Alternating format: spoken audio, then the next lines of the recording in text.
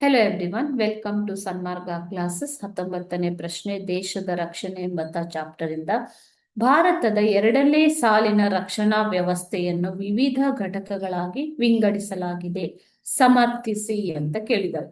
ಹೌದು, ಭಾರತದ 2ನೇ ಸಾಲಿನ ರಕ್ಷಣಾ ಘಟಕಗಳನ್ನ ರಕ್ಷಣಾ ವ್ಯವಸ್ಥೆಯ ವಿವಿಧ ಘಟಕಗಳು, ನಮ್ಮ ಸೇನಾಪಡೆಗೆ ಪೂರಕವಾಗಿ ಇರುವಂತಹ 2ನೇ ಸಾಲಿನ ರಕ್ಷಣಾ ವ್ಯವಸ್ಥೆ, ಇವುಗಳನ್ನ ವಿವಿಧ ಘಟಕಗಳಾಗಿ ವಿಂಗಡಿಸಲಾಗಿದೆ. ಅವು ಯಾವುವು ಅಂತಂದ್ರೆ ಪ್ರಾದೇಶಿಕ ಸೇನೆ, NCC. ಪ್ರಾದೇಶಿಕ ಸೇನೆ ಅಂತಂದ್ರೆ ಟೆರಿಟರಿ ಆರ್ಮಿ, ಓಕೆನಾ.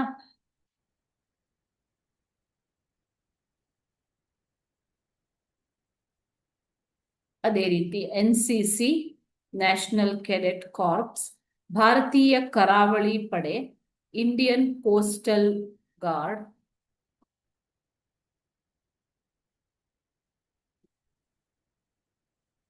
ಕರಾವಳಿ ಗಡಿ ಭಾಗಗಳನ್ನ ರಕ್ಷಿಸುವಂಥದ್ದು, ಗಡಿ ಭದ್ರತಾ ಪಡೆ, ಬಾರ್ಡರ್ ಸೆಕ್ಯೂರಿಟಿ ಫೋರ್ಸ್ BSF, ನಾಗರಿಕ ರಕ್ಷಣೆ, ಸಿವಿಲ್ ಡಿಫೆನ್ಸ್,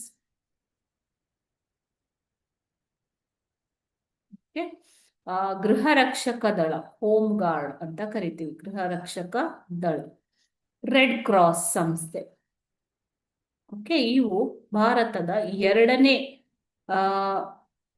ಸಾಲಿನ ರಕ್ಷಣಾ ಪಡೆಯ ವಿವಿಧ ಘಟಕಗಳು. ಓಕೆನಾ ಮಕ್ಕಳೇ, ಥ್ಯಾಂಕ್ ಯು.